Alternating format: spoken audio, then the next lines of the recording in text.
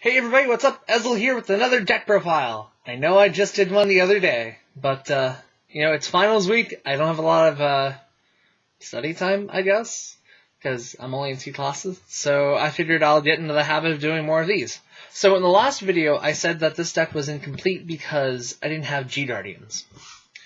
Well, I'm set. So I figured I'd go through the deck one more time and update it just a little bit and playtest with the new G-Guardians and see how it works. So for right now, this is my build, and I hope you guys like it. So we'll get to the strides a bit later. But for right now, so just like the last build, or last version, last video, 4 grand dozen. Personally, people use Gurguit as the main grade 3 versus Ezel. And I'm kind of like, that's cool. I've playtested it and it's decent. But with all the new Ezel support coming out, it's like, it's so good. So, yeah, here is our grade 3 lineup. We're running 4 grand Ezel, 3 Gurguit, 1 Palinor. Palinor is tricky, but it can come in handy at certain times in the game. It isn't a fun tech to use. Especially since the Generation Zone 16 cards now, you are able to use some more cards that could possibly benefit from an on-hit skill, and going into a Palinor just to get the extra drive check is really good.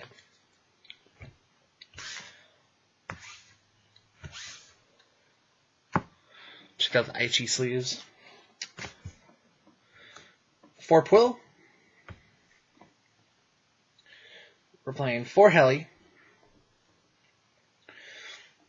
2 Sapphire, 1 Blaster Blade, and 1 Blaster Dark Spirit. So now, this lineup is really good. You do have the on-hit pressure. You do have the on-call stuff. The Sapphire's, he's going to be replaced for the new grade 1 that just got announced. What was it called? Give me just a moment, I'll find that out. Here he is. For this guy, who's a common in the set. And what he does is when he's placed on the rear guard circle, if you have a Vanguard with Ezel in the name, countercharge 1, soul charge 1. So that top one. So ultimately, this is going to get replaced for that in a heartbeat as soon as it comes out. But for right now, since there's a lot of calling power, it'll do. Because there's a lot of calling power, like I mentioned in the last video, there's a reason why these two are here. Either they're going to work with me and get called out with Quill, or Heli, or my Strides, or Gurguit, and retire something, or I'm going to ride them into my grade 2 Vanguard. Because they're 10k vanilla. Next, move on to the grade 1s. This video will actually be hopefully shorter than the last one. So for the grade 1s, 4 G Perfects, 4 Gorbadoc, 3 AK Vanilla, 2 Meligant, 1 Dindering. Playing around with some numbers, I do need my soul. That's why Sapphire's back into the build, and that's why she got dropped down to 1. Instead of thinking of something to use on my counterblast, figured another AK Vanilla wouldn't hurt. Went back to the original Gareth art, so yeah. I mean, there's not really much of a difference with my grade 1 lineup. It's all good. The triggers I did change up, however. My starter's still going to be Cole. Still running 4 Flame of Victory, 2 Silent Punisher, 2 Falcon Knight of the Azure, 4 Tetral, and 4 heal triggers. So I decided I do need that extra draw just because Din Drain did get dropped to 1 in this build, so I wanted to have some sort of draw. And even if I Superior Call it, at least it has a skill that powers up. We all know what Flame Victory does. Put the soul, extra 3,000 to somebody. Catch Troll, when he's placed on rear guard from the deck, put him back to the bottom. Shut the top 3, call something that isn't a Catch Troll, call it to rear guard, and shuffle the deck. And then 4 heals. Very simple.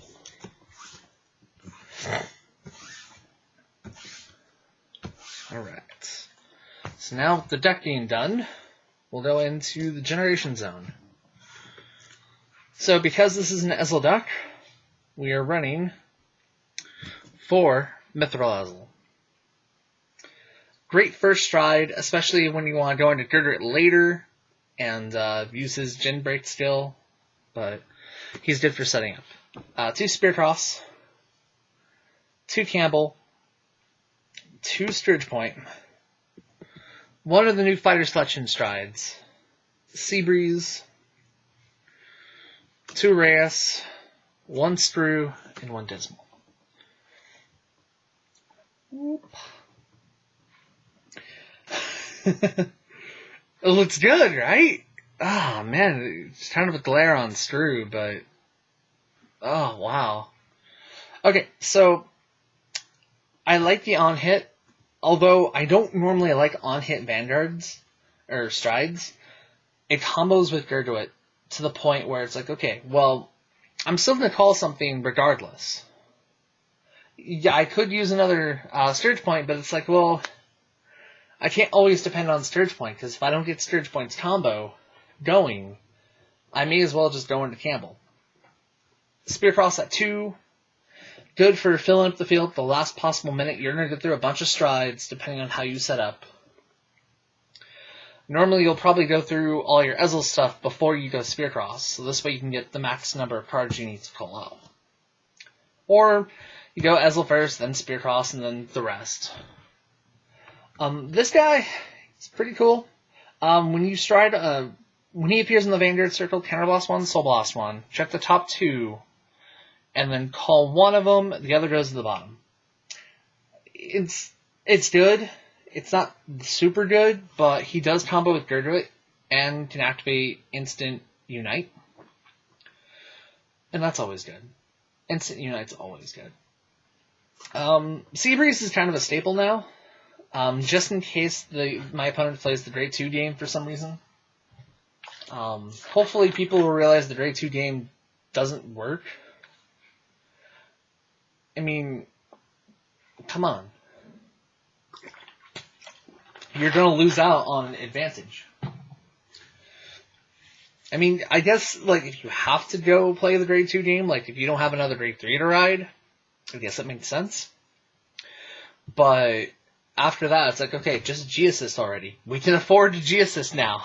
You can get rid of something. You G-Assist, get rid of this, or in this, or 1 and 1, or both, or... Yeah, you can afford to G-Assist now and not have it be much of a consequence on you. Okay, so Sacred Heaven Prayer Master Reyes. Rhea. Is it Rhea? It's Rhea. Rhea. Why am I saying Reyes? Anyways, so when she's placed in the guard circle, if you have 2 or more rear guards, she gains an extra 5,000 defense shield. Defense shield. So, I mean, she works later in the game, but I mean, you're eventually going to be calling out stuff too, so, and setting up your plays. If you have to throw away one of her, I mean, that works, because it combos off with Screw. Then later game, you're going to want to go to Dismal. What Screw does is when he's placed in the guard circle, you discard a card, and if the number of cards face up the generation zones 1 or more, he gives an extra 10,000 shield. So he becomes a 25k shield by himself, which is always good. And then we have Dismal. When Dismal is placed in the guard circle, she gains resist, and you can select one of your other rear guards, and it gains resist. Does it gain extra power, though? No, it does not. Yeah, when this unit's placed in the guard circle, choose one of your rear guards until the end of the turn. That unit cannot be hit or chosen by the effects of your opponent's cards. So basically, screw you, Brawlers. Screw you, Vermilion. Forget Narukami. Forget Aquaforce. Sorry. Ain't gonna work. Alright, so that is the deck with the Generation Guard. The deck will be updated again, as new stuff comes out. Since I'm pretty much out of class now, I mean, I have a final in like 2 days, but, I mean, that's it's anthropology, so it's not really gonna be much of a thing. But anyways, so that's the deck. I'll be posting more videos constantly, well, not constantly, more consistently. So yeah, leave a like, comment, and subscribe if you liked it. Let me know what you guys want to see. I do have a wide variety of decks I can show off. I can do in-depth stuff. I'm working on getting a few other people to do fights with. So fight videos will actually be a thing really soon. Please check out the Facebook page, the Blonde Ezel Desu Facebook, and my Twitter page in the description below. Alright, you guys have a great day. Stay humble.